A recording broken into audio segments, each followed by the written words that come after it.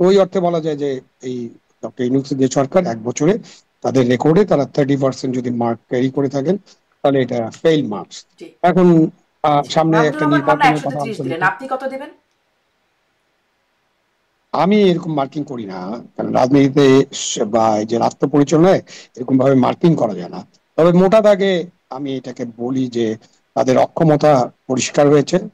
তিনি যা যা বলেছিলেন সেই জন্য ধারে কাছে যেতে পারেন নাই। তিনি বলেছিলেন যে একটা পরিবারের মতো কাজ করবেন সবাইকে নিয়ে। আমি ইনক্লুশন দেখি না, বরঞ্চ আমি এক্সক্লুশন দেখছি প্রতিদিন। এক্সক্লুশন করার চেষ্টা হচ্ছে, এটা নিয়ে কাজ করছেন তারা। আমি তারা যে পুলিশ বাহিনীকে সংগঠিত করা, আইন শৃঙ্খলা বাহিনীকে আইন শৃঙ্খলা পরিস্থিতি উন্নত করা, দ্রব্যমূল্য, মোটা দাগে মানুষের কল্যাণ, বেকারত্ব দূর করা, কর্মসংস্থান সৃষ্টি করা, ওইসব জায়গায় তাদের তেমন কিছুই কাজ হয়নি। জি শিক্ষা ক্ষেত্রে তারা কোনো কাজেই হাত দেননি। স্বাস্থ্য ক্ষেত্রে কি করছেন ডক্টর জাহিদ এখানে আছেন, উনি আরো ভালোভাবে বলতে পারবেন। খুব একটা বড় কাজ হয়েছে এরকম না। আমরা এই পুরো সময়টা আমরা সংস্কার, বিচার আর মব নিয়েই ব্যস্ত আছি। জি জি, সবকিছুর এই মধ্যে একটা সংস্কার মব। বিচার যেগুলো নিয়ে ব্যস্ত আছি সেগুলো আসলে কথাটা হলো ডাক্তার জাহিদও নিশ্চয়ই বলবেন। ডাক্তার জাহিদ, আপনার মূল্যায়ন শুনতে চাই। আপনিও কি একটু 100-তে মার্কস দেবেন ডক্টর ইউনূস সরকারকে? মার্কস দেব না, তবে জনাব আবু আলম শহীদ খানের সাথে আমি মোটা দাগে একমত। সরকার যে স্বপ্ন, মানে স্বপ্ন তো আমরা দেখিনি, সরকার স্বপ্ন এসে দেখিয়েছে। ডক্টর ইউনূস আমাদেরকে এগুলো বলেছেন এবং যথেষ্ট অক্ষমতার পরিচয় এবং ব্যর্থতার পরিচয় দিয়েছেন। এবং সবচেয়ে সংকটের জায়গাটা কোনটা, যখন আপনি পারছেন না বলে চারদিকে আওয়াজ উঠছে, আমি যদি দেখতাম যে আপনি চেষ্টা করছেন, ধরুন আমি একটা উদাহরণ দিই, আইন শৃঙ্খলার অবস্থা খুব খারাপ, প্রচুর আলোচনা হয়, তা আমি যদি দেখতাম আপনি স্বরাষ্ট্র উপদেষ্টাকে চেঞ্জ করছেন, আপনার ক্যাবিনেটেরই আর কাউকে দায়িত্ব দিচ্ছেন অথবা বাইরে থেকে কাউকে আনছেন, ওনার একটা সহকারীও আছে, তারপর তো হয়নি। যখন আপনি পরিবর্তনগুলো করবেন তখন আমরা বুঝবো যে আপনি এটাকে স্বীকার করছেন যে আইন শৃঙ্খলার অবস্থা ভালো না, আমাকে কিছু করতে হবে। আমরা ওই চেষ্টাটাও দেখি না। এটা হচ্ছে সবচেয়ে বড় সংকটের জায়গা। এরকম বহু জায়গায় একই রকম ঘটনা, যে ওই একইভাবে চলছে তো চলছেই, চলছে তো চলছেই, সমালোচনা উনি আদৌ গায়ে নিচ্ছেন কিনা, শুনছেন কিনা, সেই প্রশ্ন আসে। তো এসব জায়গায় কাজ হয়নি। কিন্তু আমি একটা জিনিস এই সরকারকে আসলে ক্রেডিট দিই, আমাকে এই ব্যর্থতার পর আমি প্রায় বলি, আমাকে যদি কেউ বলেন যে আমরা রিওয়াইন্ড করে 5 অগাস্টে যেতে পারবো, আলাপ আলোচনা হচ্ছে দেশের দায়িত্ব কে নেবেন, আর আপনি শুনলে অবাক লাগবে, আমি এরপরও বলবো ডক্টর ইউনূস দায়িত্ব নিক। কারণটা বলছি, পোস্ট 5 অগাস্ট আমাদের বিরাট একটা ঝুঁকি ছিল। বাংলাদেশের শেখ হাসিনার পতন মানে শেখ হাসিনার পতন শুধু না, ভারতেরও পতন। ভারতের ফরেন পলিসির ডিজাস্টার হয়ে গেছে বাংলাদেশে। এই একটা দেশে সে কম বেশি খানিকটা সাফল্য তার ডোমেস্টিক পলিটিক্সে দেখাচ্ছিল। সেটার পর আমি বাংলাদেশে খুবই বাজে একটা টার্মোয়াইলের সিচুয়েশন হতে পারতো বলে আমি বিশ্বাস করি। ডক্টর ইউনূস থাকার কারণে, উনি গ্লোবালি এত বড় পার্সোনালিটি হওয়ার কারণে, এবং সাথে একটু ভাগ্য ওনার ছিল, তখন আমেরিকাতে ডেমোক্র্যাট এবং বাইডেন সরকার ছিল, সেই সরকারটা তার সাথে যথেষ্ট কমপ্লাই করেছে। আমাদের ইন্টারন্যাশনাল চাপ, বিশেষ করে ভারত থেকে যে সংকট হওয়ার সম্ভাবনা ছিল, সেই জায়গা থেকে আমরা দূরে থাকতে পেরেছি। এক, দুই হলো, আমরা আবার যদি প্র্যাকটিক্যাল জায়গা থেকে দেখি, পোস্ট আপরাইজিং মানে মধ্যপ্রাচ্যে কি হয়েছে, যেটা নিয়ে আমরা যে ঢঙের আমাদের মডেলটা আসলে তিউনিসিয়া মডেলের মতো হয়েছে। তিউনিসিয়াতে কি হয়েছে আমরা দেখেছি, ইজিপ্টে কি হয়েছে, দুটো দেশে তো গৃহযুদ্ধ শুরু হয়ে গেছে, ইয়েমেন এবং সিরিয়াতে। সো সেই তুলনায় আমরা এখন পর্যন্ত মোটা দাগে যে জায়গায় আছি, আমাদের সিরিয়াস ব্যর্থতা আছে। এবং আমি কথা সবসময় বলি, শেখ হাসিনা এই দেশের সিস্টেম সব ধ্বংস করে দিয়ে চলে গেছে, তারপরে উনি যদি যথেষ্ট অ্যাক্টিভ হতেন এবং ওনার যদি একটা ভালো টিম থাকতো, আমার আরো অনেক ভালো অনেক কিছু হতে পারতো। এবং আমি প্রায় একটা জিনিস এক্সপেক্ট করেছিলাম, অনেক কিছু করবে এই সরকার তা না, কিছু বেঞ্চমার্ক তৈরি করবে যেগুলো আমরা পরের সরকারকে দেখাতে পারবো, যে দেখো ডক্টর ইউনূস তো এটা করেছিল, তুমি পারো নাই কেন। আপনি বলছেন বিএনপি চাঁদাবাজি করে, চাঁদাবাজি করে, কিন্তু আপনি তো চাঁদাবাজ ধরে ধরে জেলে পুরতে হবে, দেখাতে হবে যে আপনি এই কাজটা করেছেন। তখন আমরা বলবো করাপশন বেড়ে গেছে বরং, মানে সরকারের যে অফিসগুলোতে, আপনি যদি এলিমিনেট করা যাবে না, যদি কমিয়ে দেখাতে পারতেন, আমরা পরের সরকারকে বলে কেন ইউনূসের সময় তো এই করাপশন এইরকম ছিল, তুমি পারছো না কেন। কিছু বেঞ্চমার্ক, স্বাস্থ্যের কথা বললেন আবু আলম ভাই, সত্যিকার অর্থে স্বাস্থ্য কোন রকম কোনো কিছু হয়নি। এই যে একটা বাজেট হলো, সেই বাজেট অন্তত বরাদ্দ নিয়ে আমরা এতদিন আলাপ করেছি যে শিক্ষা, স্বাস্থ্য এবং সামাজিক নিরাপত্তায় জিডিপির পার্সেন্টেজে বরাদ্দ বাড়াতে হবে, নাথিং হ্যাপেন্ড। তো সব ব্যর্থতা আছে, কিন্তু এখন আমরা অন্তত তার নেতৃত্বে এখন পর্যন্ত মোটা দাগে, মানে আমরা এখন রাজনীতির মাঠের কথা যদি বলি, মোটা দাগে দলগুলো তার উপরে রিলাই করেন এবং একটা নির্বাচনের দিকে এগিয়ে যাচ্ছে। কিন্তু ওই একটা সমস্যা আমার রয়েই যায়, জি সেটা হচ্ছে উনি নির্বাচনের জন্য যদি খুবই সতর্ক থাকেন এবং ওনার আন্তরিক ইচ্ছাও থাকে, কিন্তু ওনার আন্তরিক ইচ্ছার বিরুদ্ধেও তো একটা ঘটনা বাংলাদেশে ঘটেছে। এটা ঠিক হয়েছে কি বেঠিক হয়েছে ডিফারেন্ট আলোচনা। আওয়ামী লীগকে তো উনি নিষিদ্ধ করতে চান নাই, উনি অনেকগুলো ইন্টারভিউতে আওয়ামী লীগ সম্পর্কে এই ধরনের কথা বলেছেন, কিন্তু যখন মাঠে একটা পরিস্থিতি তৈরি হলো হি ডিড সারেন্ডার। তো এখন যদি নির্বাচন নিয়ে কেউ বলে যে নির্বাচন পেছাতে হবে, নির্বাচন হওয়া যাবে না, এই আওয়াজ তো কেউ কেউ তুলছে। উনি শেষ পর্যন্ত যদি শক্ত থেকে নির্বাচনটা করে যেতে পারেন তাহলে তিনি আমি অন্তত, আমি আসলে ঠিক মোটা এই দাগে প্রশ্নের বলবো দিকেই যাচ্ছিলাম ডাক্তার ঠিকঠাক জাহিদ, হবে। আপনি যেটি বলছেন। জি। আপনি যেহেতু এটি বললেন নির্বাচনের প্রসঙ্গটি, আমি জনাব আবু আলম শাহিদ খানের কাছ থেকে এখন যাই যে এই মানে 1 বছর গণঅভ্যুত্থানের 1 বছর পূর্তিতে এসে অন্তত আমরা জানতে পারছি নির্বাচনটা হবে আগামী বছরের ফেব্রুয়ারির প্রথমার্ধে, আর প্রধান নির্বাচন কমিশনারও সেটি নিশ্চিত করলেন। কিন্তু ডক্টর জাহিদ যেটা বলছেন যে আরো সব রাজনৈতিক দলগুলোর মধ্যে এখনো কিছু বিষয় আছে, আগে যেমন চাপ দিয়ে আওয়ামী লীগকে নিষিদ্ধ করানো হয়েছে, তেমনি আসলে অনেকগুলো যদি আছে যে জুলাই সনদের উপর ভিত্তি করে হতে হবে নির্বাচন, সংস্কার বিচার এই বিষয়গুলো আগে নিশ্চিত করতে হবে, যদি না হয় তাহলে নির্বাচনের বিষয়ে ইতিবাচকটা, যদি হয় তবে ইতিবাচক। এনসিপি জামাত মোটামুটি এই দুটি দলই একই অবস্থানে আছে।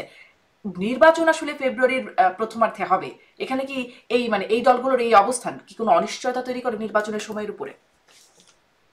আপনার প্রশ্নের উত্তরটা একটু পরে দেই, তার আগে একটা লাইন বলতে চাই যে ওই যে চাপের মুখে উনি আওয়ামী লীগের কার্যক্রম প্রশাসনিক আদেশ দিয়ে স্থগিত করেছেন অথবা নিষিদ্ধ করেছেন, এরকমটা আমার মনে হয় না।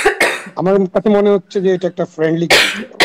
কারণ ওই জায়গায় আপনি যখন চিন্তা করেন, আমার মনে আছে দিনটা ছিল বৃহস্পতিবার রাতের বেলা, আমি একটা টক শোতে ছিলাম, সেখানে একজন সমন্বয়ক ছিল, একজন বড় নেতা ছিলেন।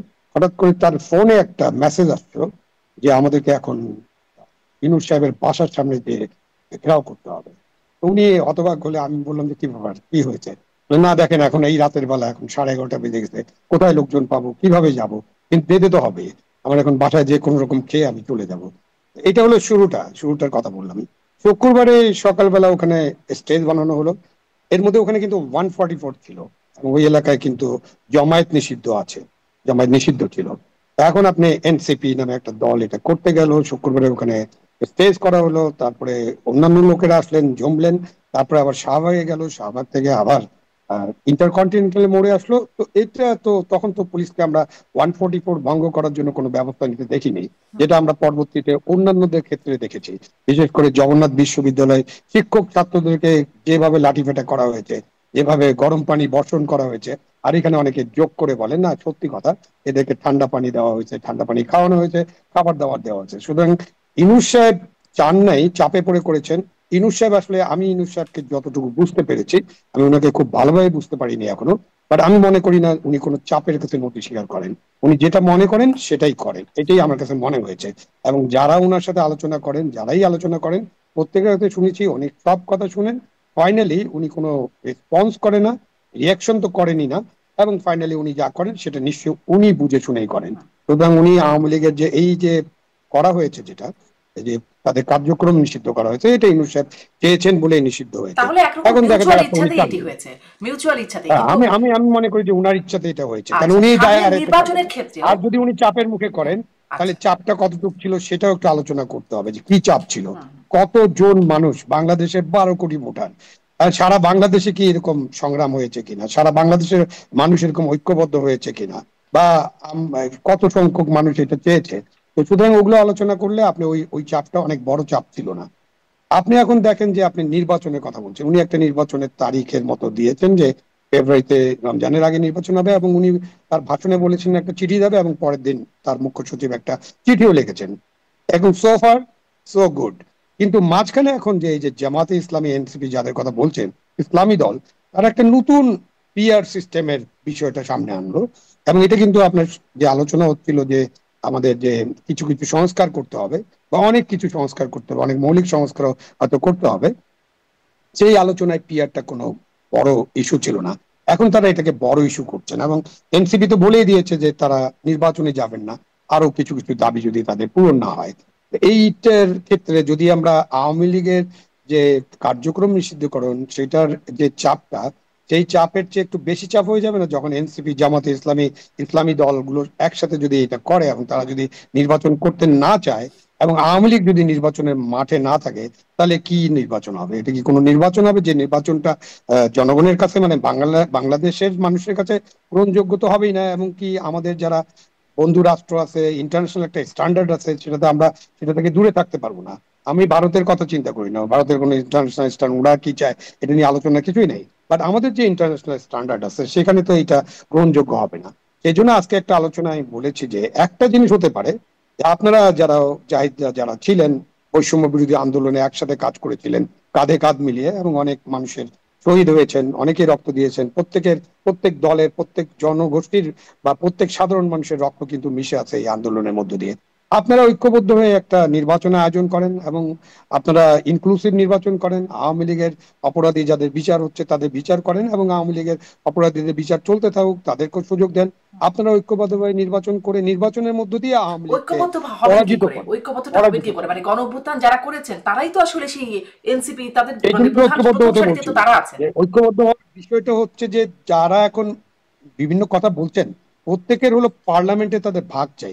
এটা তো পরিষ্কার যে আমি পার্লামেন্টে যেতে চাই। কেন পিআর চাই? আমি জামাত ইসলাম পিআর চাই। যদি জামাত ইসলামের ভোট 7-8% ছিল, এখন যদি 10% হয় তাহলে তারা 30টা আসন পাবে যদি ভাগে পায়। ইসলামী আন্দোলন এরকম 15-16%, বাট এখনো জানা যায়নি। বাট এইসব করে হয়তো তারা বেশ কিছু আসনে তারা যেতে পারবেন। সেই জন্য তো পিআরটা মূলত চাওয়া হচ্ছে। বাট পিআর এর ইতিহাস, পিআর কোন কোন দেশে আছে, আপনি একটা উন্নত বিশ্বে আছেন, পিআর কিভাবে চলে, পিআর কেন করতে হয়, এবং পিআর আমাদের দেশের জন্য উপযোগী কিনা, এটা একটা বড় দীর্ঘ আলোচনা।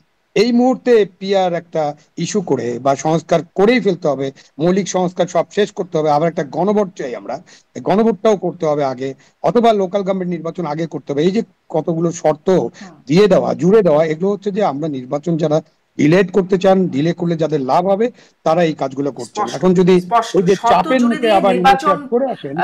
দেরি করানোর যে চেষ্টা, শর্ত জুড়ে দিয়ে, এবং সেটা নিয়ে চাপ প্রয়োগ, আপনি আওয়ামী লীগের নিষিদ্ধ সেই ঘটনাটা উল্লেখ করছিলেন, সেই সময়ের অবস্থাটা। ডাক্তার জাহিদ, আপনার কাছেও আসলে এই প্রশ্ন যে আমরা তো সরকারের ইচ্ছা আছে কিনা, মানে আওয়ামী লীগ নিষিদ্ধ হয়েছে মিউচুয়াল ইচ্ছায়, সরকারও আসলে যে খুব অনিচ্ছুক ছিল তেমনটি না বলে মনে হচ্ছে। তো সেখান থেকেই নির্বাচন পেছানোর ব্যাপারেও সরকারের কি কোথাও একটা সুপ্ত ইচ্ছা আছে কিনা? কারণ এটাও তো আমরা শুনেছিলাম আরো 5 বছর থাকুক, আজীবন থাকুক, প্রেস সচিব আবার সেরকম একটা জিনিস শেয়ারও করেন, একসময় খুব প্রচারণা হলো সামাজিক যোগাযোগ মাধ্যম সহ বিভিন্ন জায়গায়। এখন আবারও কোনো মিউচুয়াল ইচ্ছায় ভবিষ্যতে এরকম নির্বাচন দেরি হওয়া, ঝুলে যাওয়ার আশঙ্কা দেখেন কি? আমি একটা বেনিফিট অফ ডাউট দিতে চাই। আমি জানা বাবু আলম যেটা বলছেন যে এখানে সরকার একটা পাতানো খেলার মতো হতে পারে, হতে পারে, এটা এটা আমি উড়িয়ে দিচ্ছি না। কিন্তু আমরা বেনিফিট অফ ডাউটই দিই, ধরে নিলাম ডক্টর ইউনূসের সদিচ্ছা আছে। কিন্তু যদি এরকম পরিস্থিতি হয় উনি কি করবেন আসলে? উনি তো কঠোরতা একবার দেখাতে পারেননি, অন্তত আমরা সেটার কথা যদি বলি, এবার উনি কেন পারবেন, কিভাবে পারবেন? আবার ওই বেনিফিট অফ ডাউট ডক্টর ইউনূসকে দিচ্ছে, কিন্তু তার সরকারের মধ্যে কিছু মানুষজন আছেন, তার সরকারের অংশ এবং তার সরকারের বাইরে খুবই প্রভাবশালী কিছু মানুষ আছেন যারা নির্বাচনটা আসলে চায় না। শুধু তাই না, যে দুটো রাজনৈতিক দল নির্বাচন আসলে নানান রকম যদি কিন্তু যোগ করে, খুব জোর গলায় বলবে আমরা তো নির্বাচন চাই কিন্তু বলে তারা কিছু কথা বলবেন, এবং এর মধ্যে শুধুমাত্র সংস্কার বিচার না, আপনি খেয়াল করেছেন একটা উদ্ভট যুক্তি আনা হয়। আমি তাদের সাথে টকশোতে থাকতে আমি জিজ্ঞেস করেছি, আমি আজকে আপনার এখানেও বলি, নির্বাচন কমিশনের অধীনে, এই নির্বাচন কমিশনের অধীনে নির্বাচন করবে না। মানে খেয়াল করুন, আমরা শেখ হাসিনার সময় দীর্ঘ ফাইট করেছি কি নিয়ে, যে বাংলাদেশের নির্বাচন কমিশন কাগজে কলমে নানান ক্ষমতা কনস্টিটিউশনালি যদি থাকেও দিনের শেষে আসলে নির্বাচন যদি সরকার নিউট্রাল না থাকে হয় না। আমরা 91 রৌফ সরকারের যে নির্বাচন, রৌফ কমিশনের যে নির্বাচন, যারা অসাধারণ একটা নির্বাচন করেছে, সেই রৌফ কমিশন সেই খালেদা জিয়ার অধীনে মাগুরার উপনির্বাচনে করাপশন ঠেকাতে পারে নাই, তো ইঞ্জিনিয়ারিং ঠেকাতে পারে নাই। তো আমরা আলাপ করছিলাম যে নির্বাচন কমিশন ইস্যু না, ইস্যু হচ্ছে আসলে সরকার। আমরা অবাক হয়ে গেলাম যে এই নির্বাচন কমিশনকে প্রধান করে তোলা হচ্ছে। তো এরকম নানান রকম ইস্যু আনা হচ্ছে, নিরাপত্তা, কোথাও একটু ঘটনা ঘটলে সেকেন্ড লাগে না, লিখে দিচ্ছেন এই অবস্থায় কিভাবে নির্বাচন হবে। তো অনেকগুলো ঘটনা আছে, কোনো সন্দেহ নাই। কারণ এই দুইটা দল ডিফ্যাক্টো অনেক পাওয়ার তারা এনজয় করছে এখন।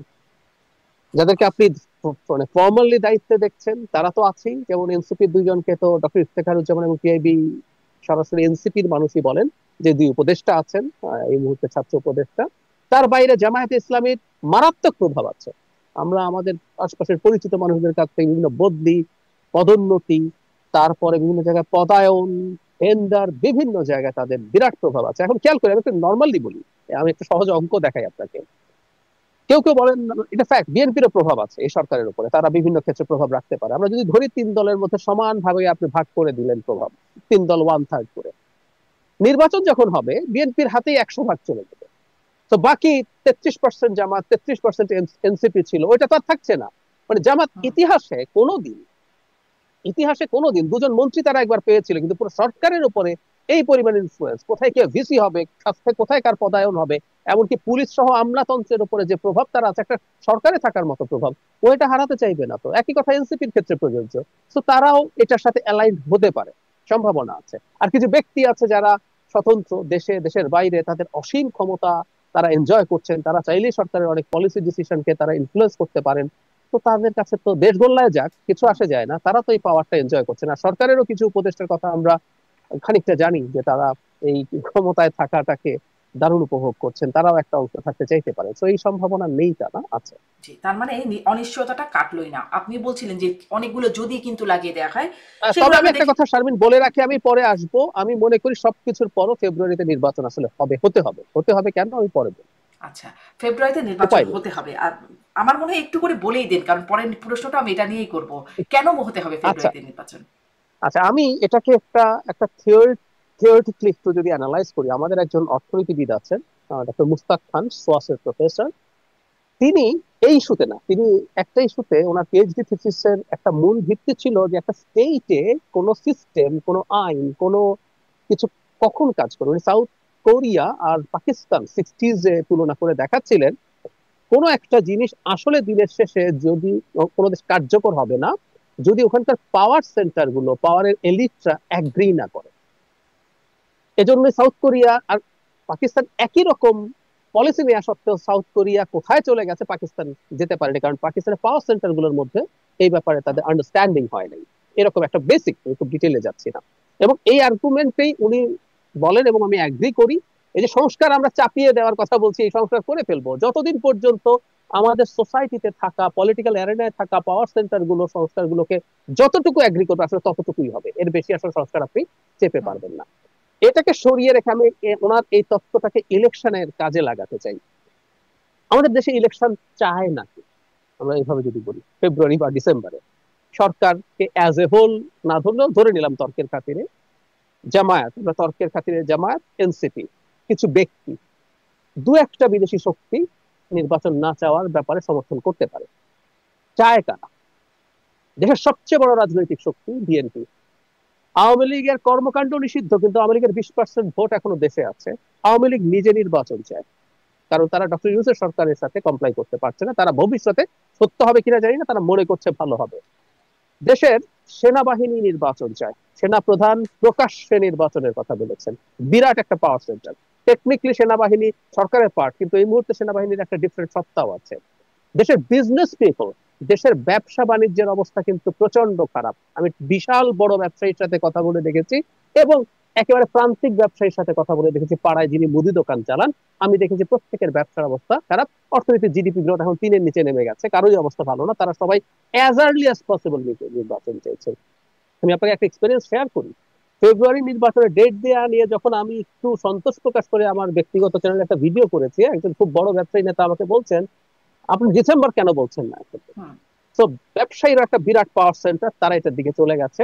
ব্যুরোক্রেসি মোর অর লেস ইলেকশনের দিকে, জনগণ ইলেকশনের দিকে, এবং এবং জরুরি কথা, বিদেশি কিছু শক্তিও এখানে ইলেকশনের পক্ষে আছে। আপনি যদি দুটাকে পাল্লায় ওজন দেন, দেখবেন নির্বাচন সেই চাওয়ার পাল্লায় ওজন ক্ষেত্রে। দিলে আওয়ামী লীগের নিষিদ্ধ করার সেই পাল্লাতেও বাকি ছিল। মানে সেখানে তো এনসিপি হুট করে জাম তুলে ফেললো। আসলো কোথা থেকে বিষয়টা? আব্দুল হামিদ চলে গেল দেশের বাইরে সেই মুহূর্তে চিকিৎসার জন্য। মানে রব উঠলো, তিনি পালিয়ে গেছেন, তাকে পালাতে দেওয়া হয়েছে। তারপরে শুরু হয়ে গেল হুট করে আওয়ামী লীগ নিষিদ্ধ করে দেওয়া হোক। তার আগে কিন্তু সেই দাবিটা যে মাঠে খুব জোরালো ভাবে ছিল, বিএনপি বলেছে। তবে এটা বিরোধিতা ছিল না, না শারমিন, এটা বিরোধিতা খুব বেশি ছিল না। না, আমি এটা নিজে ইয়ে করতে দেখেছি, এটা বিরোধিতা, এটা কথা মানি আমরা। Logical illogical is a different debate. এক বছরও যায় নাই, এই দলটা যা করে গেছে, বিরোধিতা হয় না। আমি ইলেকশনের ক্ষেত্রে বলছি, যারা চাইছে আর যারা চাইছে না, ওজন যদি পাল্লায় দেন, চাওয়ার পক্ষে পাওয়ার ব্যালেন্স মারাত্মক। কিন্তু আর এখন ইলেকশন সরকার যদি যদি কারো কথা মেনে নেয়, কারো চাপে কাবু হয়ে যায়, অন্য চাপে কাবু হতে না চায়, সরকার কি সেটা পারবে না? সরকার কি? না, সরকার একটা টাইম বম আছে বলে আমি মনে করি। সেটা হচ্ছে ইকোনমি যেদিকে যাচ্ছে, সরকার যদি ইলেকশন আনসার্টেন হয়ে যায়, যদি জানা যায় যে ইলেকশন হচ্ছে না ফেব্রুয়ারিতে, এখানে আমি নোজ ডাইভ দেবো। ইকোনমি অলরেডি যথেষ্ট খারাপ, নোজ ডাইভ দেবো, এবং মানুষ রাস্তায় নেমে আসবে। একটা কথা মনে রাখবেন, মানুষ তো এখনই যেভাবে কথা বলছে বিভিন্ন মানে আমরা সংস্কার বিচারের কথা বলবো, আমি আপনাকে একটা এক্সপিরিয়েন্স শেয়ার করি। আমি খুব রেগুলারলি সিএনজিতে করি। আমি সিএনজি ড্রাইভারদের সাথে কথা বলি যে আপনার এখন খ্যাপ কেমন পড়ে। আমি নিজে বুঝি একটা মোড়ে কি পরিমাণ সিএনজি দাঁড়িয়ে থাকে, কতটুকু বার্গেইন করা যায়, এগুলো দিয়ে আমি তার অবস্থা বুঝতে পারি। তারা বলছে তাদের অবস্থা ভালো না। যেই মানুষটার আর্নিং কমে গেছে, টিকে থাকতে পারছে না, ও না সংস্কার বিচার টিচার বুঝবে না, ও জি প্রয়োজনে আবার কেউ সে নেমে যাবে। সুতরাং সরকার ইকোনমি যদি খুব খারাপের দিকে যায়, সরকার আসলে টিকতে পারবে বলে আমার মনে হয় না। এই জন্য উচিত হবে, হ্যাঁ আমি মানি কিছু কেওস হবে, কিন্তু শেষ পর্যন্ত নির্বাচন হওয়া ছাড়া কোনো অপশন নেই। জি, আপনিও কি তাই মনে করেন জনাব আবু আলম শহীদ খান, নির্বাচন ছাড়া কোনো অপশন নাই, মানে এটাই কি শেষ পর্যন্ত মানে ফাইনাল একটা জায়গায়, অনিশ্চয়তা তাহলে নাই? অনিশ্চয়তা আছে, অনিশ্চয়তা নাই এটা বলবো না। যে অনিশ্চয়তা, যে ওই যে চায়ের পেয়ালা থেকে ঠোঁটের দূরত্ব অনেক সময় যোজন যোজন হুম, দূরত্ব হতে পারে, এবং অনিশ্চয়তা আছে। কিন্তু একটা নির্বাচন হতে হবে। নির্বাচন এই জন্য হতে হবে যে আপনি যে ফ্যাসিবাদ বিরোধী আন্দোলন বা যে গণঅভ্যুত্থান হলো, এটা তো ফ্যাসিবাদের বিরুদ্ধে। এর উল্টা পৃষ্ঠায় তো মানে ফ্যাসিবাদকে যদি আপনি বাতিল করেন, তাহলে আপনি কি করবেন? তা আপনি একটা গণতান্ত্রিক ব্যবস্থা ফেরত যাবেন। তার মাঝখানে আপনি এখন সংস্কার নিয়ে আলোচনা করছেন। খুবই ভালো আলোচনা, সংস্কার নিয়ে আলোচনা হওয়া উচিত। এবং সংস্কার নিয়ে যে আলোচনা রাজনৈতিক দলগুলোর মধ্যে হয়েছে, এটা বাংলাদেশের 54-55 বছরের ইতিহাসে কখনোই এত ঘন্টার পর ঘন্টা তারা আলোচনা করেন নাই। এটা একটা অনেক উন্নত আলোচনা হয়েছে, সেখানে অনেক মত দ্বৈততা আছে, মতবিরোধ থাকতে পারে, এটা একটা গণতান্ত্রিক প্রসেস। এবং অনেক আলোচনা হয়েছে, অনেক কিছু জনগণও জানতে পেরেছে, এবং অনেক কিছু রাজনৈতিক দলগুলো শিখতে পেরেছে। যেটা জাহিদ বললেন খুব ইম্পর্টেন্ট, যে এই যে ক্ষমতা এনজয় করছে কিছু কিছু মানুষ, জামাত, এনসিপি, আরো কিছু মানুষ যারা উপদেষ্টা পরিষদে আছেন, যাদেরকে আপনি একটা ইউনিয়ন পরিষদের নির্বাচন, তাদের নির্বাচন করার দরকার নেই, তারা কনসালটেন্ট টাইপের মানুষ। তো তাদেরকে যদি একটা ইউনিয়ন পরিষদের নির্বাচন করতে বলেন, তারা কিন্তু সেটাও করতে যাবে না, এবং সেখানে তারা জিততে পারবে বলে মনে হয় না। তো এই যে মানুষগুলো আছে, এবং এই যে প্রোটোকল, এই সুযোগ সুবিধা, এত তাদের মানে তাদের কাছে মানুষ যে যাচ্ছে, তাদেরকে এত গুরুত্ব দিচ্ছে, এই যে একটা মানে মোহ, যে চেয়ারের মোহ, এই চেয়ারের মোহটাই তো বাংলাদেশের সবচেয়ে বড় সমস্যা। এটা দলীয় সরকারের সমস্যা একটাই। আপনার স্বৈরাচারী সরকার, সামরিক সরকার যদি আসে, বলে যে আমি তো আসলাম, আপনারা পারলেন না দেখে আমি আসলাম, আমি খুব শীঘ্রই একটা নির্বাচন দিয়ে চলে যাব। তারপরে কিন্তু ওই যে আইয়ুব খান ছিল প্রায় 10 বছর, ডিকেড অফ ডেভেলপমেন্ট করতে হয়েছে। জিয়াউর রহমান সাহেব প্রায় 5 বছর 7 বছর ছিলেন, তারপরে এরশাদ সাহেব এসে 8 বছর ছিলেন। মানে কেউ যেতে চায় না হুম, ক্ষমতা থেকে যেতে, এবং দলীয় সরকারগুলো তো যেতেই চায় না। সেটা আমরা দেখলাম, তারা যেন তেন প্রকারণে নির্বাচন টির্বাচন সমস্ত ব্যবস্থা নষ্ট করে আমাকে ক্ষমতায় থাকতে হবে। সুতরাং এই যে অন্তর্বর্তীকালীন সরকারে যারা আছেন, তাদের যে ধরনের কমিটমেন্ট থাকার দরকার ছিল, বা তাদের যে ধরনের মোটিভেশন বা কমিটমেন্ট, একদম হুম, সোজাসুজি যে আমরা এসেছি, আমরা একটা একটা ক্রিটিক্যাল সময়ে দায়িত্ব গ্রহণ করেছি, যেটাকে আমরা ওই যে বাংলায় বলি না, রাজনৈতিক সংকটের মুখে দায়িত্ব গ্রহণ করেছি। এখন এই সংকট মোকাবিলার জন্য আমরা এই কাজটা করতে চাই। প্রথম থেকে কিন্তু তারা এটাতে গুরুত্ব না দিয়ে অন্য কিছুতে তারা গুরুত্ব দিতে গিয়েছেন প্রথম দিকে। মানে আমরা মনে করেছি, আমিও ব্যক্তিগতভাবে মনে করতাম যে একটা অন্তর্বর্তীকালীন সরকার 2 থেকে 3 বছর তার মেয়াদ হওয়া উচিত, কারণ তাকে কিছু কিছু বড় সংস্কারে হাত দিতে হবে এবং রাজনৈতিক দলগুলোকে সহায়তা করতে হবে। কিন্তু ওই যে আপনি যে সময়টা নিয়ে চিন্তা করতেন, এই সময়টা খুব গুরুত্বপূর্ণ। সেই সময়ের মধ্যে যদি আপনি দেশের অর্থনৈতিক অবস্থার কোনো উন্নতি করতে না পারেন, আপনি দেশের আইন শৃঙ্খলা ব্যবস্থা যেগুলো নিয়মিত কাজ, সেগুলোর যদি কোনো উন্নতি করতে না পারেন, আপনি যদি বেকার সমস্যার সমাধানটা করতে না পারেন, আরো লক্ষ লক্ষ মানুষ বেকার হবে। এখন অলরেডি 40 লক্ষের কাছাকাছি মানুষ নতুন করে বেকার হয়েছে। দারিদ্র সীমার নিচে চলে গেছে আরো 1 কোটির বেশি মানুষ। আগেই 5 কোটি মানুষ ছিল, এখন 6 কোটি মানুষ। যাই যেটা বললেন যে একজন মুটে মজুর চাষি বা একজন শ্রমিক, একজন পেভিটেক্সি আলা, তো তার তো একটু বেশি ইনকাম, একটা ক্ষুদ্র ব্যবসায়ী তার একটু বেশি ইনকাম, কিন্তু সেখানেও কিন্তু হানা পড়ে গেছে। সেখানেও বাংলাদেশের যে আর্থিক সংকটটা, সেই সংকটে কিন্তু মধ্যবিত্ত, নিম্নবিত্ত এবং দরিদ্র মানুষরা এখন একেবারে খুব নাভিশ্বাসের অবস্থা। তো সেটা যদি কন্টিনিউ করতে থাকে, তাহলে কিন্তু নির্বাচন না দিলে পরে হুম, যেটা হবে যে জি সরকারের প্রতি জনগণের আস্থা থাকবে না, এবং এই সরকারকে বিদায় নিতে হবে একটা গণবিক্ষোভের মুখে। তো সেই রিস্কটা কেন ডক্টর ইউনূস সাহেব নেবেন? ডক্টর ইউনূস সাহেব ব্যক্তিগতভাবে এটা নেওয়ার কথা না। তার ক্যাবিনেটের, তার উপদেষ্টা পরিষদের কেউ কেউ চাইতে পারেন, যারা ভবিষ্যতে যাদের কোনো, যাদের নামও মানুষ মনে রাখবে না। আমি আমি জানি যে এখানে যে 21 জন, জি 22 জন, 23 জন আছেন, তাদের অনেকের নাম কারো মনে থাকবে না। জি, কিন্তু সেই রিস্কটা আসলে কেউই কেন নিতে চাইবেন? ডক্টর ইউনূস তো শুধু না, কিন্তু সবাই আসলে দেখি দিন শেষে নিতে চান। সেই রিস্ক নিয়ে হলেও ক্ষমতায় থাকতে চান। অতীত অভিজ্ঞতাগুলোর কথা আপনি যেরকম বলছিলেন, সেগুলো যদি একটু যাচাই করি, তাহলে সেরকমটাই মনে হয়। অনেকগুলো যদির কথা আমরা আলোচনা করছিলাম, বিচার, সংস্কার, গণপরিষদ নির্বাচন ইত্যাদি ইত্যাদি। এখন নতুন আরো একটা যদি জুলাই সনদ, এবং সেটির উপর ভিত্তি করেই হতে হবে নির্বাচন, একই রকম বলছে এনসিপি জামাত দুটি দলে। আমি ডক্টর জাহিদ আপনার কাছ থেকে একটু শুনতে চাই যে আসিফ মাহমুদ তিনি বলেছিলেন 8ই আগস্টের মধ্যে হবে জুলাই সনদ। অবশ্যই এরকম জুলাই ঘোষণাপত্র নিয়েও আগে বহুত সময় আসছে, সেই সময়টার মধ্যে পারে নাই, পরে হয়েছে অন্তত। এখন এই নতুন আবার যদি যখন যুক্ত হলো জুলাই সনদ, সেটির ভবিষ্যৎ আপনি কি দেখেন? কবে হবে যে জুলাই সনদ? ঐক্যমত কমিশনে তো ঐক্যমত ঠিক অনেক ক্ষেত্রে হচ্ছে না, আবার মৌলিক ঐক্যমত না হলে সেটাও আবার মানবে না, এটাও বলে দিচ্ছে। তাহলে জুলাই সনদটা আসলে ভবিষ্যৎ কি দেখেন? জুলাই সনদ নিয়ে অলরেডি একটা সমস্যা আমি আইডেন্টিফাই করেছি, এটা নিয়ে আমি কথা বলেছি, লিখেছি। সেটা হলো ঐক্যমত্য কমিশনের কথা ছিল ফ্যাসিলিটেটর হওয়া, তারা সবার সাথে বসবেন এবং যতগুলো জিনিসে একমত হবেন সেটা নিয়ে একটা সনদ হবে, সবাই সাইন করবে। কিন্তু তারা এমন কিছু জিনিস অন্তর্ভুক্ত করছেন যেটা সবচেয়ে বড় political stakeholder BNP agree করেনি, এবং তারা নোট অফ ডিসেন্ট দিচ্ছে। মানে নোট অফ ডিসেন্ট দিয়ে একটা জুলাই সনদ নেওয়ার কোনো অর্থ আমি দেখি না। এবং অন্য যারা আছে তাদেরকেও এটার ব্যাপারে ডক্টর ইউনূসের বা সরকারের দিক থেকে কনভিন্স করা জরুরি ছিল, কারণ ডক্টর ইউনূস নিজে একটা ইন্টারভিউতে বলেছিলেন যেটা মাহফুজ আনামের সাথে, যে আমরা ফ্যাসিলিটেটর, আমরা কোনো শাসক নই। সেটাই হওয়া উচিত ছিল। দ্বিতীয়ত শারমিন, আমি একটা জিনিস মনে করি, এই যে জুলাই সনদ, বিচার বা আরো যা যা নিয়ে ইলেকশনের যে একটা আনসার্টেনিটি দেখা যাচ্ছে, এটা আসলে খুব মেজর ইস্যু বলে আমি মনে করি। পলিটিশিয়ান এবং পলিটিক্যাল পার্টির সব কথাকে একদম আক্ষরিক অর্থে না নেওয়াই ভালো হবে। আমি মনে করি যে বিএনপি যেহেতু ক্ষমতায় যাওয়ার জন্য অপেক্ষা করছে, তারা রাজনীতি করে, তারা ক্ষমতায় যেতে চায়, তো একটা আনসার্টেনিটির অবস্থা তৈরি করে তাদের কেউ কেউ আসলে বিএনপির সাথে বার্গেইন করতে চায় বলে আমি ধারণা করি। যখন এগুলো হবে, তারা বিএনপির সাথে কোনো ধরনের বার্গেইনে যেতে চায়, বিএনপি তাদেরকে ডাকবে, কথা বলবে, তাদের কিছু চাওয়া না পাওয়া আছে সেগুলো নিয়ে করবে। সুতরাং আমি এই সবগুলোকে আসলে খুব শক্তভাবে, যে তারা এগুলো শক্ত হয়ে স্টেবল হয়ে বসে থাকবে তা দেখছি না। তারা এটা তাদের একটা হলো রাজনীতির স্বার্থে, যখন সংস্কার শব্দটার সাথে তো আমাদের educated conscious middle class, urban middle ক্লাসের এক ধরনের সংযোগ আছে। তো সংস্কার বললে তাদের সাথে কানেক্টেড হওয়া যায়, একই সাথে ওই যে বললাম চাপ তৈরি করা যায়, এইভাবেও দেখতে পারি। সুতরাং এটাকে খুব আমি অত বড় করে দেখি না। জি, জি। এবং এই একটু জুলাই ঘোষণাপত্র যেটি অন্তত হয়ে গেল, জুলাই সনদের অনেক আনসার্টেনিটির জায়গা আছে, কিন্তু ঘোষণাপত্র হয়ে গেল 5 তারিখে, এটি একটু শুনতে চাই যে সেটির যে প্রতিক্রিয়া, সেটি নিয়ে একটু মূল্যায়ন, একটা ছোট্ট মূল্যায়ন আপনি দেবেন, কারণ এটি নিয়ে ইতিমধ্যে আপনারা কথা বলেছেন বিভিন্ন জায়গায়, আমি শুনেওছি সেই বিষয়ে। তারপরেও একটু শুনবো। এবং এই প্রশ্নটা করতে চাই যে ঘোষণাপত্রের পরে যেটি দেখলাম, জামাত বলল তারা হতাশ, এনসিপি অখুশি, বৈষম্যবিরোধী ছাত্র আন্দোলন একটা প্রেস বিজ্ঞপ্তি দিয়ে জানালো যে মানে গণ অভ্যুত্থানপন্থী জনতার আকাঙ্ক্ষা পুরোপুরি উপেক্ষিত হয়েছে, ইতিহাস বিকৃতির অভিযোগ উঠেছে। বিশ্লেষকরা বলছেন এক পেশে তারাও ইতিহাস বিকৃতির নানার কথা বলছেন। কিন্তু জুলাই ঘোষণাপত্রের যে সব শেষ পয়েন্ট 28 নম্বর পয়েন্টে বলা হচ্ছে 5ই আগস্ট 2024 সালে গণ অভ্যুত্থানে বিজয়ী বাংলাদেশের জনগণের আকাঙ্ক্ষার প্রতিফলন হিসেবে এই ঘোষণাপত্র প্রণয়ন করা হলো। মানে যারা আলোচনায় ছিলেন একসাথে, রাজনৈতিক দলগুলোরই আকাঙ্ক্ষার প্রতিফলন ঘটলো না, পুরো বাংলাদেশের জনগণের আকাঙ্ক্ষার প্রতিফলন হলো এই জুলাই ঘোষণাপত্র। ডক্টর সাহিদ, এগুলো আসলে আমরা লিখি এবং এগুলো আমরা এভাবেই বলি। যেমন ধরুন আমাদের স্বাধীনতার ঘোষণাপত্র, আমরা রাষ্ট্র গঠন করতে চাই। বাংলাদেশের 70 সালের যে নির্বাচন, যখন নৌকায় কলা গাছ দাঁড়ালেও ভোট দিয়ে দেয় বলে বলা হয়েছে, সত্যি তাই ছিল।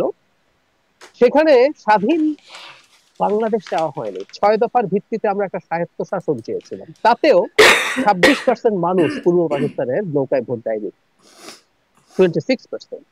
শেখ মুজিবুর রহমানের নেতৃত্বে নৌকা 74% পপুলার ভোট পেয়েছিল, পূর্ব পাকিস্তানের কথা বলছি। তো আমরা যখন আমার ঘোষণাপত্র বলতে চাই, আমরা কিন্তু সব মানুষের কথাই বলি এটাই নিয়ে। এবং ওই সময়েও বাংলাদেশের বেশ কিছু রাজনৈতিক দল, চীনপন্থী কমিউনিস্টরা তো আছে, জামায়াতে ইসলামী আছে, যারা বাংলাদেশের স্বাধীনতা চায়নি, তো একমত হয়নি। কিন্তু আমরা যেহেতু আসলে যেটা দাঁড়ায়, আমরা যখন করি এভাবেই বলি। এখন রাজনৈতিক দলগুলোর মধ্যে আপনি যদি সংখ্যায় বলেন, আমি যদি আলোচনা আনি সংখ্যায় বা তারা জনসংখ্যার কত পার্সেন্টকে রিপ্রেজেন্ট করছে, সেটা খুবই ছোট। এখন ডিবেটের ব্যাপারে বলছি, আসলে যেটা হয়, এই ডিবেটটা হওয়ারই কথা ছিল। এবং আমি এই কারণেই মনে করি ঘোষণাপত্রটা এত ডিটেইল করাই হয়তো ভুল হয়েছে। সরকার ভেবেছে যত ডিটেইল করব সবার সবকিছু ঢোকাবো, কিন্তু দিনের শেষে সবার সবকিছু ঢুকবে না। তো কার কাছে কোনটার গুরুত্ব কতটুকু, কেউ একজন ধরুন 18 সালে কোটা মুভমেন্টে ছিল, সেই ওইটা থাকার কারণে তার আবেগ আছে, তিনি চাইবেন ওই কোটা মুভমেন্ট ওখানে থাকুক, নিরাপদ সড়ক থাকুক, শাপলা থাকুক, বিডিআর হত্যাকাণ্ড থাকুক। এগুলো সব ঢোকানোর পরও দেখবেন কারো না কারো আরো কোনো একটা মোদী বিরোধী আন্দোলন, এটার কথাও এসছে, সেটাও থাকতে হবে।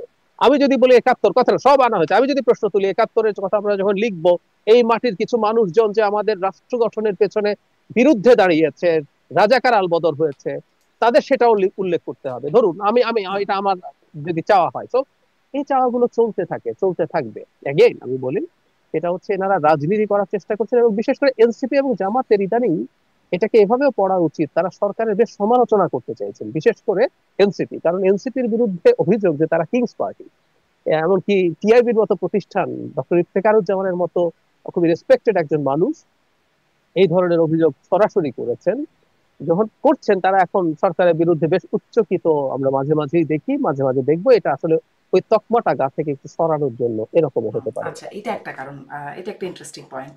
আমি যারা বাবু আলম শহীদ খান, আপনার কাছ থেকেও একটু জুলাই ঘোষণাপত্রে আসলে জন আকাঙ্ক্ষার প্রতিফলন কতটা দেখলেন? আমি দেখছিলাম বিশ্লেষকরা এখানে কি বলছেন। আমি দেখছিলাম যে মহিউদ্দিন আহমেদ, লেখক গবেষক, তিনি বলছেন যত দোষ নন্দঘোষ এর মতো আওয়ামী লীগকে এখানে মানে নন্দঘোষের মতো দোষ দেওয়া হয়েছে। ডেভিড বার্গম্যান বেশ বড় একটা লেখা লিখেছেন ফেসবুকে। তিনি বলছেন যে এটি দীর্ঘদিন আওয়ামী লীগ বিরোধী ও সমালোচকদের লেখা রাজনৈতিক বক্তব্য বলে মনে হচ্ছে, এবং সাথে তিনি বলছেন ৭১ সালের যুদ্ধ নিয়ে আওয়ামী লীগ যে রাজনৈতিক পক্ষপাতমূলক ইতিহাস ব্যবহার করেছিল, তার চেয়ে বেশি রাজনৈতিক পক্ষপাতমূলক আরেকটি বর্ণনাকে প্রতিষ্ঠা করেছে। এই বক্তব্যগুলোকে আপনি কিভাবে দেখেন? এই বক্তব্যগুলো তো মোটামুটি ঠিক আছে, কেন যে সনদটা তৈরি হয়েছে সেই সনদ তো অপূর্ণ এবং অনেকটা হপ স্টেপ জাম্পের মতো, মানে কোনো জায়গায় একটু টাচ করলাম তারপর লাফ দিয়ে আরেক জায়গায় চলে গেলাম, এরকম আছে। আপনি ধরেন যে এই পুরা সনদে তো আমাদের কোনো জাতীয় নেতার নাম আসেনি, ডক্টর ইউনূস ছিল না। তার মানে আপনি সনদ খুলে দেখতে, 15ই আগস্ট শেখ আসেনি, হাসিনার নাম আসছে 15ই না না। আগস্ট ওটা আসেনি। জাতীয় নেতা আছে নাই, যে হপ স্টেপ জাম্প বললাম, 15 আগস্ট আসা উচিত ছিল, আসেনি। মানে ইতিহাসটাও আপনি ঠিক মতো লিখলেন না। আমার কাছে মনে হয়, আমার এক লাইন যদি বলি, আমি সবার লেখা টেখা অনেক লেখাই হয়েছে, সমালোচনা আছে, সেগুলো তো একদম কারেক্টলি আইডেন্টিফাই করছে। ডেভিড বার্গম্যান যেটা লিখেছেন সেটা কমপ্লিট লেখার মতো, মানে একেবারে পুরোটার ব্যবচ্ছেদ ওনার লেখার মধ্যে আছে। আমি এক লাইনে যেটা মনে করি, ডক্টর ইউনূসের এর বেশি কিছু করার ছিল না, উনি কোনো পক্ষকেই সন্তুষ্ট করতে পারছিলেন না। এখন তো এটার একটা বিপ্লবী সরকার করতে হবে, বিপ্লবের ঘোষণা দিতে হবে। ওই যে আমাদের যে স্বাধীনতার ঘোষণা, 70 সালের নির্বাচনে আমাদের স্বাধীনতা নিয়ে কিন্তু আমরা নির্বাচন করি নাই, এটা ঠিক। কিন্তু আমাদের উপর যখন অন্যায় যুদ্ধ চাপিয়ে দেওয়া হলো, তখন কিন্তু আমরা ওই ঘোষণাটাকে তৈরি করছি আমাদের প্রবাসী বাংলাদেশ সরকার বা মুজিবনগর সরকার, বা আমাদের প্রথম বাংলাদেশ সরকারটা গঠন করার পটভূমি হিসাবে। সেই জন্য ওই জায়গাটাতে আমরা পরিষ্কারভাবে লিখেছি যে কি কি ঘটনার মধ্য দিয়ে আমরা অতিক্রম করেছি, এবং এখন কেন আমরা একটা স্বাধীন বাংলাদেশের কথা চিন্তা করছি। এবং ওই যে ঘোষণা, ওই ঘোষণার কিন্তু কমন পয়েন্ট হয়েছে যেহেতু এবং সেহেতু, এগুলো মোটামুটি কপি করা হয়েছে। বাট সাদামাটা ভাবে জুলাই সনদ, এটার কোনো মানে ঘোষণা, সনদ তো না, ঘোষণা, এই ঘোষণা আমার কাছে কোনো তেমন কোনো মূল্য বহন করে না। কিন্তু এটা আপনি একটা বলছেন ডক্টর ইউনূস মানে নর্মাল দলিল হয়ে গেছে, আর কিছু কোনো দলিল করারও নাই, ছিল না। কিন্তু এটা এক ধরনের বয়ান। আমি একটু এই প্রশ্নটা করতে চাই যে ইতিহাস সেটা এক একজনের ভার্সন, জামাত ইসলামের কাছে একরকম, বিএনপির কাছে একরকম, ইতিহাসের ভার্সনটা এক একজনের কাছে এক এক রকম। তো এত মানে পেছনের ইতিহাস থেকে শুরু করবার দরকারই কি ছিল? উপনিবেশ বিরোধী, তারপরে ৭১, তারপরে এরকম করে মানে এত পেছন থেকে, এটা জুলাই ঘোষণাপত্র, জুলাইয়ের প্রেক্ষাপট, মানে এত পেছন থেকে আসবার কি দরকার ছিল? না, আপনি 15-16 বছর রাখলেও পারতেন, এটা আপনি ঠিকই বলেছেন। বাট আমরা তো 47-এ যেতে চাই। আমরা তো মনে করি 47 না হলে 71 হতো না, অনেকে মনে করেন, অনেকে কনভিন্স। আপনি 71-কে স্যান্ডউইচের মধ্যে ফেলানোর জন্য, 71-এর যে মহান মুক্তিযুদ্ধ, 71 যে একটা ইতিহাস, এবং সেই ইতিহাসের যার পুনরাবৃত্তি হবে না, নতুন করে বাংলাদেশ স্বাধীনও হবে না, এই যে স্বাধীনতা, এই স্বাধীনতাটাকে আপনি স্যান্ডউইচের মধ্যে ফেলানোর জন্য আপনি ওই 48 এবং 24-কে ঢুকাতে চান। এই যে নানানমুখী চাপ, নানানমুখী কথাবার্তা, এবং ওই যে একটা জিনিস যেটা বলেছেন যে যারা এটার তৈরি করেছে তাদের মধ্যে যা আছে, যেমন ধরেন 111-এর কথাই আমরা বলি, মানে আমি সব জায়গায় আলোচনা করতে পারি, বাট এটা দিয়ে তো আপনার পুরা অনুষ্ঠান শেষ হয়ে যাবে যদি আমরা এক একটা প্যারাগ্রাফ নিয়ে আলোচনা করি। আপনি 111-এর কথা যেটা বলা হয়েছে যে 111 একটা ষড়যন্ত্র ছিল, আমি খুব পোলাইটলি এবং খুবই হাম্বলি জিজ্ঞাসা করতে চাই, যখন 111 হয়েছিল তখন ডক্টর ইউনূসের কি রোল ছিল? আমরা তো শুনেছি যে উনাকেই অফার করা হয়েছিল দায়িত্ব নেওয়ার জন্য, উনি নাকি ফোন করে ফখরুদ্দিন সাহেবকে দায়িত্ব নিতে বলেছিলেন। উনি তখন একটা রাজনৈতিক দল ঘোষণা করেছিলেন, কিন্তু 111-এর সাথে পুরোপুরি উনি সম্পর্কিত ছিলেন। ওইটা ষড়যন্ত্র বললে তো ডক্টর ইউনূস নিজেই নিজের সাইন করা একটা ডকুমেন্টে বলছেন যে ওই ষড়যন্ত্রের সাথে উনি যুক্ত ছিলেন, মানে উনি ওটা লেখেন নাই। বাট 111 নিয়ে যখন আপনি এই কথাগুলো বলেন, তো তার যে তিনি তখন কি করেছিলেন এটা তার মনে রাখতে হবে। হয়তো উনি ঠিক মতো পড়েও দেখেন নাই কারা কারা লিখে দিয়েছে, সাইন জি, করেছে। ওই যে আমি কি এই আপনারা প্রশ্নটা একটু একটা কথা খুবই বলেন আমার না, জানতে ইচ্ছে করে। সাংবাদিকরা বলেন যে হ্যাঁ। ওই কারা জানি লিখে দেয়, আমলারা, সব আমলারা ঠিকঠাক করে দেয়। তারপরে আমাদের এই যে মন্ত্রী, প্রধানমন্ত্রী, প্রধান উপদেষ্টা, তারা নাকি শুধু ওই সিগনেচার করে। এই যে মাফিয়া আমলাতন্ত্র বা যারা লিখছে, সেই মাফিয়ারা নিশ্চয়ই তাদের মতো করে লিখেছে, এবং ওটা ঠিক মতো তুমি হয়তো পড়তে পারেন নাই, বা তাকে তার আশেপাশে যারা আছে তারাও তাকে বুঝাতে পারেনি। তো অনেক বিষয় আছে যে বিষয়গুলো নিয়ে অনেক আলোচনা হতে পারে। জি আমার কাছে এই যে আপনার ঘোষণা দেওয়ার স্টাইল, উনি তো 8টা বিষয়ে একটা ভাষণ দিলেন, উনার এই লক্ষ লক্ষ লোক সমাবেত ঘরে ওইখানে কেন ঘোষণা দিতে হবে? মানে সবকিছু মিলে এটা একটা কি, এটা একটা পলিটিক্যাল রিটোরিকের মতো মনে হয়েছে, জি আর এটাও পূর্ণাঙ্গ একটা আমার রিটোরিক কয়েকটা হয়নি। প্রশ্ন আপনার কথা থেকে জন্মেছে, কিন্তু ছোট্ট করে আপনার কাছে ডাক্তার জাহিদ এটা একটু, যে কারা আসলে এটা লিখে দিলেন, এটা লিখলেন কে বা কারা, সেটা কি জানবার সুযোগ হয়েছে? আমি হ্যাঁ কিছুটা, মানে ঠিক আমলারা লেখেননি, এটা সরকারের উপদেষ্টা, তারপরে প্রেস টিম, এনারা মিলে সম্ভবত এটা লিখেছেন। এটা আমলারা লেখেননি। আচ্ছা, শিওর সরকারের কথা উপদেষ্টাদের মধ্যে কারা কারা ছিলেন জানেন? না, আমি জানি না। উপদেষ্টা এবং প্রেস টিম সবকিছু মিলে, মানে এটা প্রেসলিং, মানে সরকারের যারা পরে এসছে, মানে হ্যাঁ, চাকরি করা লোকজন, মানে যারা আগে থেকে আমলা ছিলেন তারা না। আচ্ছা আচ্ছা, যাই হোক, এটা আমার জানবার ইচ্ছা ছিল, হয়তো সামনে যদি জানার আরো স্পষ্ট সুযোগ হয়। এই জনাব আবু আলম শহীদ খান যেটি বলছেন যে স্যান্ডউইচ, 71কে স্যান্ডউইচের মধ্যে ফেলার, আপনি কি একটু বলবেন যে সেই চেষ্টাটা হচ্ছে, আর হলে কেন হচ্ছে? আমরা নাহিদ ইসলামের একটা ফেসবুক পোস্ট দেখলাম, বেশ শক্ত একটা পোস্ট, তিনি এর মধ্যে বেশ কিছু লিখছেন, অনেক কথাই লিখছেন। একটা জায়গায় লিখছেন এই প্রজন্ম, ইংরেজিতে লিখছেন, যদিও আমি বঙ্গানুবাদ করে পড়ছি, এই প্রজন্ম ইতিমধ্যে 71কে অতিক্রম করেছে। কেউ আর পক্ষে 71 বা বিপক্ষে 71 এই দ্বিমুখী রাজনীতিকে মেনে নিতে প্রস্তুত নয়। 71 ইতিহাসে থাকবে রাষ্ট্রের ভিত্তি হিসেবে, সম্মানের নীতি হিসেবে, কিন্তু আর রাজনৈতিক বৈধতার নিয়ামক হবে না। একইভাবে 47 ইতিহাসে লেখা থাকবে, স্মরণীয় থাকবে, কিন্তু রাজনৈতিক স্বার্থে ব্যবহৃত হবে না, এই হচ্ছে কথা। রাজনৈতিক বৈধতার নিয়ামক হবে না 71, তাহলে কি 24 এখন রাজনৈতিক বৈধতার নিয়ামক? আমি তো গত তারা তো, বছর হ্যাঁ জাহিদ বলেন। হ্যাঁ বলবেন, কিছু বলে নেন, না, আপনি এরপরে বলেন, বলছি। আপনাকে। আমি গত বছর ডিসেম্বরে, 16ই ডিসেম্বর একটা কলাম লিখেছি প্রথম আলোতে, এই চেষ্টা নিয়ে 24 দিয়ে 71কে ঢেকে দেয়া। এটা ফ্যাক্ট, 24-এ জামায়াতে ইসলামী ছাত্র শিবির তারা ইনভলভ ছিল, বিএনপি বা সব দলই ছিল, তারাও ছিল। এটা হওয়ার সাথে সাথেই তারা একটা চেষ্টা শুরু করেছে 24 দিয়ে 71কে মুছে দেওয়ার। মানে আমি জনাব নাহিদ ইসলামের এই চেষ্টার মধ্যে খানিকটা হলেও ঢোকা দেখে খুবই হতাশ হয়েছে। আমি সেই জায়গায় আসবো। মানে আমরা 71 কেন ইস্যু হবে বা হবে না, আমাদের 71-এ কি রেজলিউশন হয়েছে? আজও ওই 71-এ মুক্তিযুদ্ধের সময় বিরোধিতাকারী, আমি এইভাবেও বলেছি শারমিন, আমি জামায়াতের আমির যখন আহ বলছেন যে আমরা যদি অপরাধ করে থাকি এবং সেটা যদি প্রমাণিত হয় তাহলে আমরা ক্ষমা করবো, আমি এভাবে বলেছি, খেয়াল করুন, ধরে নিলাম তাত্ত্বিকভাবে, আবারও বলছি তর্কের খাতিরে, তারা কোনো ফৌজদারি অপরাধের সাথে জড়িত ছিল না, কিন্তু পাকিস্তান মিলিটারি বাংলাদেশে বা তৎকালীন পূর্ব পাকিস্তানে যে রকম মানবতা বিরোধী অপরাধ, যুদ্ধাপরাধ করছিল, বর্বরতা চালাচ্ছিল, তার পক্ষে আপনি পলিটিক্যালিও থাকতে পারেন না। এটাই গর্হিত অপরাধ, বিভৎস অপরাধ। কিন্তু এগুলোর কোনো রেজলিউশন হয়নি এবং তারা এখন রাজনীতিতে আছে। তাহলে 71 ইস্যু হবে না কেন? হতে হবে, হতে হবে। এবং বাংলাদেশ 71ই আসলে 24-কে আমরা, শুধু 24 না, 90, 24 বা আমাদের 2050-এও যদি কোনোদিন একই ধরনের একটা লড়াই হয়, আমরা চাই এই ধরনের লড়াই বাংলাদেশে আর না হোক, আমরা একটা গণতান্ত্রিক ব্যবস্থার মধ্যে স্থায়ীভাবে ঢুকে যাই। সেটা আসলে 71-এর কন্টিনিউয়েশন। আমরা সেই বিখ্যাত আমাদের সাম্য, মানবিক মর্যাদা, সামাজিক ন্যায় বিচারের যে কথা বলেছিলাম, যেখানে যেখানে এটা লঙ্ঘিত হবে, আমরা আমাদের স্বাধীনতার সংগ্রাম ছিল, এটা মুক্তির সংগ্রামও ছিল, 7ই মার্চে শেখ মুজিবুর রহমান যেভাবে বলছেন, তবে মুক্তিও তো আসেনি। তো যখনই এটা আসতে থাকবে, মানে যেখানেই ঘাটতি হবে, ওটা ওখানেই থাকবে। এবং এই চেষ্টা মূলত জামায়াতীদের চেষ্টা, এবং জনাব নাহিদ ইসলাম অত্যন্ত পলিটিক্যাল একটা ভুল করেছেন এই ব্যাপারে, তাদের সাথে খানিকটা হলেও অ্যালাইন্ড। জি, ইটস এ আমি ডিজাস্টার ফর হিজ আমি পার্ট। জনাব আবু আলম শহীদ খান আপনার কাছেও ছোট করে এই বিষয়ে জানতে চাই, আপনি এই বিষয়টা কিভাবে দেখছেন? নাহিদ ইসলাম বলছেন 71 আর রাজনৈতিক, মানে এটা রাজনৈতিক বৈধতার নিয়ামক হবে না। আমি এই প্রশ্নটা করছিলাম, তাহলে রাজনৈতিক বৈধতার নিয়ামক হিসেবে কি এখন 24-কে ব্যবহার করা আমি হবে?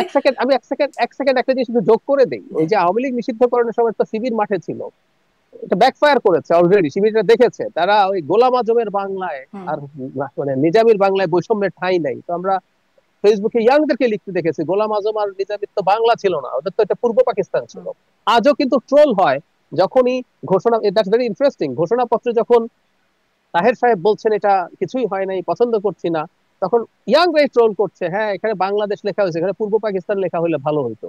সুতরাং ইয়াংদের কাছে এটার গুরুত্ব নেই, কথাটা একেবারেই ভুল। ইয়াংরা 71 ভুলে নেই, ভুলবে হুম। না। এবং সত্যি এখন কথা হচ্ছে, আমরা ভুলতে দেব না। একটা কথা একটু যোগ করে রাখি, আওয়ামী লীগ 71-কে নিয়ে চেতনার নাম করে হুম, ভুল ইতিহাস, মিথ্যা ইতিহাস, এবং এই সকল চেতনার নাম করে ফ্যাসিবাদ কায়েম করেছে, কোনো সন্দেহ নাই।